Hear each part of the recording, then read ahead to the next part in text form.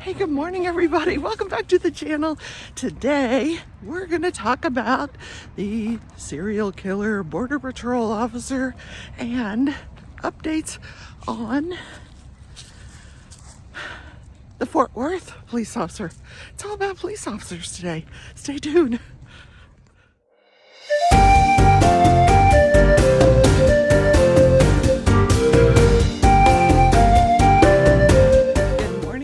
Crafting Journey here, that journey chick over on Instagram, and on my second YouTube channel I'm known as The Leftovers.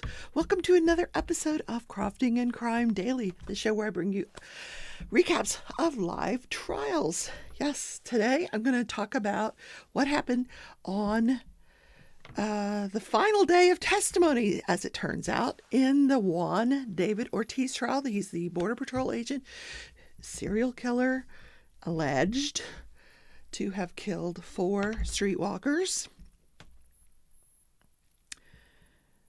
The evidence is a bit overwhelming. So let me tell you, I've actually got my phone right here because closing arguments are set to begin. At 9 o'clock. That was 45 minutes ago. So we're waiting for the judge, apparently. Today I'm wearing another hooded scarf. Let me show you. Yes, there we go. Now, some of you asked me, where did I get the pattern for this? It came out of a book, and I'm trying to find the book. It's somewhere in my clutter of, all my things crochet. When I find the book, I do want to find the book because I want to do some more hooded scarves. I love them. They're just fun to make and beautiful. I don't remember what kind of yarn I used. I want to say this was Sweet Roll, but I could be wrong. Anyway, by Premier. So let's talk about Juan David Ortiz some more. Yes. Okay. So yesterday, they put on the forensic experts. Basically, I'm boiling it down, boilerplate. So the bullet fragments that were taken from the bodies of the victims did match up to the .40 caliber weapon that was found in the white pickup truck owned by David Ortiz. Yeah. And there were 2 officers that took part in the interrogation, the 10-hour interrogation of Juan David Ortiz. The investigating officer from the Webb County Police Department and an investigating officer from the Texas Rangers. They were working together on this case. So he took the stand, and just to corroborate everything that we saw already in the video of the interrogation. So on cross-examination, though, the defense attorney once again was trying to get him to admit that they were trying to coerce this confession by offering him pictures of his family and, helping his wife out with her benefits, because he's in big trouble and, we want to make sure his wife is taken care of, by telling him, the state attorney is just outside, and we can talk to the state attorney. So this obviously the prosecutor prepared this witness very well, and he said, no, we weren't. It wasn't coercion. I just saw it as we were building a rapport with him, and he just did not back down from that. Good for him. Now, was it coercion? Maybe. So. I don't know. First of all, we're not talking about a layperson here. Juan David Ortiz is a Border Patrol agent. He knows all about interrogation tactics. He was a supervisor. He's probably interrogated people, I'm sure. So how do you coerce somebody to confess to a murder that nobody knows about? Like, that just boggles my mind. So, apparently he is not taking the stand in his own defense. He has opted not to speak to, maintain his Fifth Amendment right to remain silent, and the jury is not to read anything into that. But so I don't think the defense has any witnesses that they're going to put on. I mean, who can they put down? Oh, there was another witness yesterday. There was a person from the jail. I need coffee. Tickle in my throat. The person from the jail was brought on to testify about this jailhouse phone call that Ortiz had with his wife, in which he says, they don't have any evidence against me except for the confession. Well, first, that's wrong. They have a lot of evidence against you. And he's, like reassuring his wife and everything. So I'm very interested to hear closing arguments. I can't imagine what the defense is going to say. Like, we know. I mean, I think this is I don't think the jury's going to be out long on this. When they come back, I will go live with the verdict because I'm going to be here. I'm fun employed, guys. Yeah. Working on my diamond painting today. I worked on the watercolors yesterday. Made all these Christmas cards.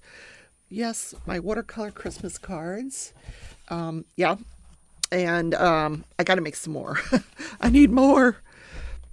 So those, I got to finish. I'm going to do Craft With Me Wednesday tonight. I'm going to get the watercolors out, make some more while we chit chat. Yeah. So let me bring you up to speed now on the other trial that's going on. And that is the trial of Aaron Dean for the murder of 28-year-old Tatiana Jefferson. Tatiana Jefferson. There's an A in front of the Tatiana. Affectionately known as Aunt Tay by her nephew. So the day before we heard, I told you all about the nephew's testimony. 11 years old, suit and tie, just as cute as he could be. Well, his testimony was he did not hear anything. He didn't hear the police officers. His auntie kept her gun at her side. She didn't raise it up. So they started yesterday morning by playing an interview that this he was 8 years old at the time. Immediately after this event, this child is interviewed by an expert in child interviews. And she was quite good at building the rapport with him. And at one point he starts crying and she's like, "What's wrong, honey?" And he's like, "What's going to happen to me?" And she's like, "What do you mean what's going to happen?" He's like, "Where am I going to live? Grandma's in the hospital. My mom's sick. Auntie Tay's going to be in the hospital." He didn't know she had died. So she gets him to describe what happened. And he says she raised her gun and he heard the officers tell her, put her hands up. So I tend to go with the 8-year-old version versus the 11-year-old version because, like I said yesterday, he's had 3 years to be influenced by his other aunt and his uncle and his mom about, here's what we think happened and here's what you should say. And, I don't know if any of that went on, but I think he's probably heard a lot of people talking about it, and that may have replaced something in his memory. I don't know. But the 8-year-old version after the events, before any of the relatives get to him, is she brought her gun up and I heard them telling her to raise her, put your hands up. Okay. Then the next person to take the stand was Carol Darch. Carol Darch is the other officer that responded that night. Now, we also heard later on from the 911 operator, and I'm going to talk about that first because sequentially it should have gone first. But the 911 operator said, first of all, the officers do not know how these calls come in. They have no way of knowing how I got that call, whether I got it from a non-emergency line or an emergency line. And then it's up to me to classify the call. The choice was open structure or welfare check. I chose open structure because the door, I was told by the person that called, the neighbor, who also took the stand yesterday and testified consistent with that he saw the door had been open since 10 o'clock, so he called the non-emergency line. He had started to walk across the street and go over there. He didn't see anybody hanging around the cars, and he kind of got a little worried, so he went back home. So anyway, she dispatches the call as an open structure call. Now, Carol Darch takes the stand. She testifies that she had just been out of training for a few weeks. So brand new officer. She's in her own patrol car. Both officers responded in separate patrol cars, and they're taught when you're responding to an open structure call, you treat it as a silent alarm, and you do not park in front of the residence. So they parked around the corner from what they thought was the residence. So apparently they go initially to the wrong house. I did not know that. So they go and they find out pretty quickly when they get to the house that they think it's at, that the address is wrong. They're like, hey, can you check the address? Because there's no open doors here. And so the dispatcher comes back with the correct address, and they proceed over to the correct address. Then when they go up to the front door and it's open. And they look inside, and here's a picture of what they see right here. And Carol Darch says, Officer Darch, she says, it looked ransacked to me. The cabinets were open. There was stuff strewn everywhere. It looked like someone had been going through everything and had burglarized the home. That's what it looked like to me. Also, she suspects Officer Dean thought the same thing. So they proceed not to go in the house, but to explore the perimeter of the home. They go around the side, they go into the backyard, then they come around the other side. She is behind him because he is the lead officer on the call. So she's backing him up. At no point in time does she ever take her gun out of her holster. Didn't do it. And her testimony was, they actually had her go through every single thing that was on Officer Dean's belt. They had a picture of Officer Dean, and they had a picture of his belt.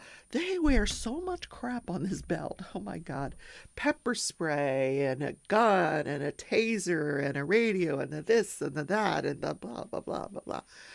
Very little of it was department issued. And they're like, how come you don't have all that? She's like, because I'm cheap. I don't want to buy it. But so she testifies that she did not see Tatiana Jefferson's weapon. She never saw the gun on the scene. She, like I said, she was backing up Dean, and she just heard the gunshot. She had a body cam on, but we don't have the body cam footage because apparently her body camera went missing the night of the shooting. How strange is that? Yeah, it went missing. She also commented that this was a known high crime area. So as soon as she hears a gunshot, they run into the house, the two of them. She said there was really not a lot of conversation. We run in. She goes, I see the baby, the 8-year-old. She calls him a baby. I see the baby, and that became my focus. I just wanted to make sure that he was okay. So she gets him and she takes him out. She said Officer Dean muted his body cam. She doesn't know why he did that, but he muted his body cam. So you don't hear any of this. She said at no time did Officer Dean offer life-saving measures. There were other officers that came onto the scene that were offering life-saving measures, but it wasn't her and it wasn't Dean. I don't know why your focus would be the 8-year-old boy versus someone who's on the floor dying. I don't know. And she, at one point during her testimony, became very emotional when talking about this, the little boy Zion Carr. She was just, she's been thinking about his well-being for these years. And so the judge actually took a break at that point to let her compose herself. So some interesting testimony yesterday in the trials. Still waiting for the judge in the Border Patrol case. I thought about going live for the closing arguments, and I might. I don't know. I got so much I need to accomplish today. I know. But I will go live with the verdict. I promise.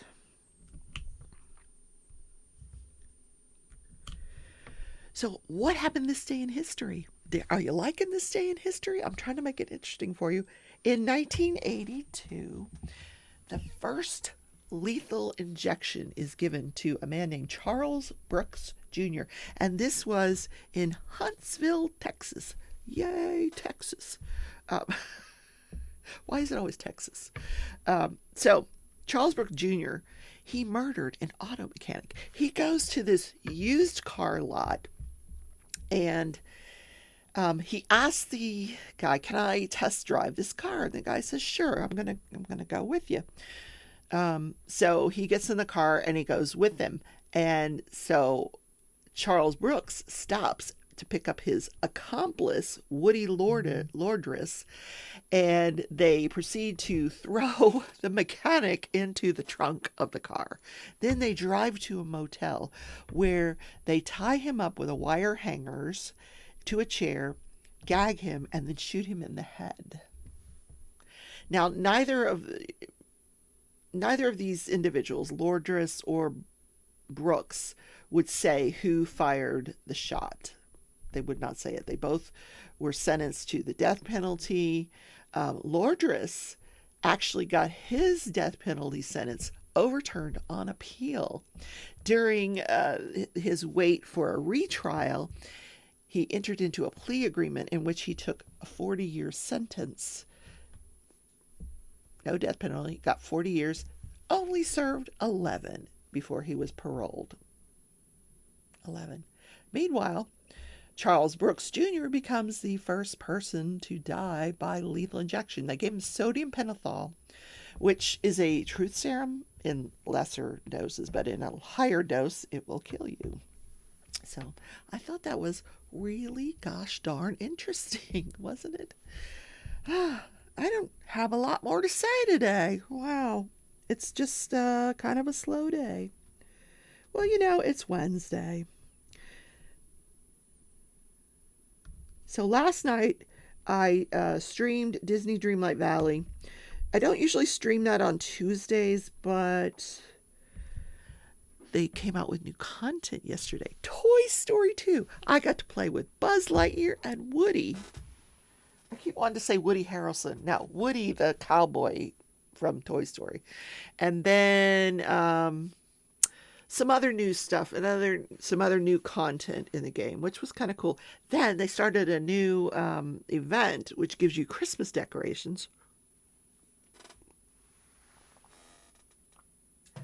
So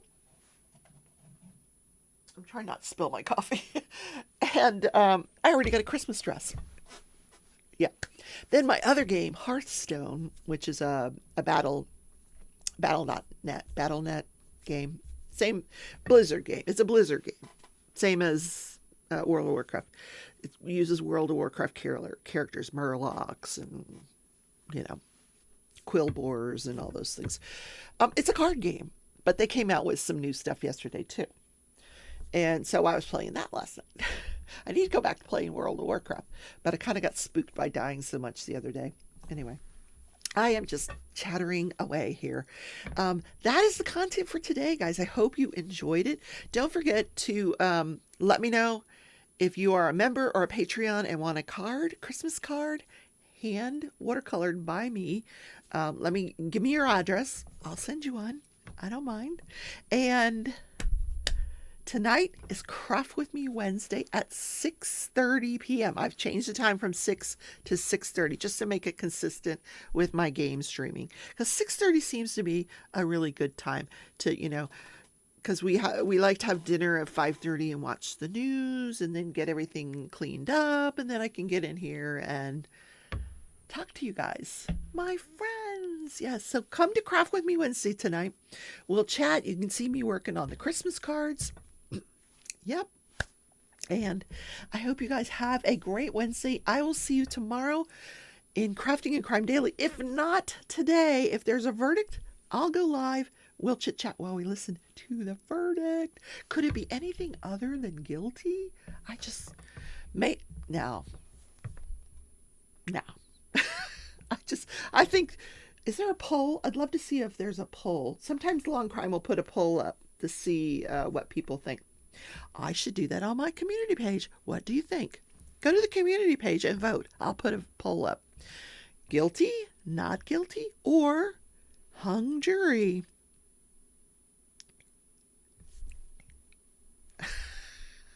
I think this is going to be a pretty slam dunk case. Anyway, have a great Wednesday, guys. I'll see you tomorrow in Crafting and Crime Daily. Bye.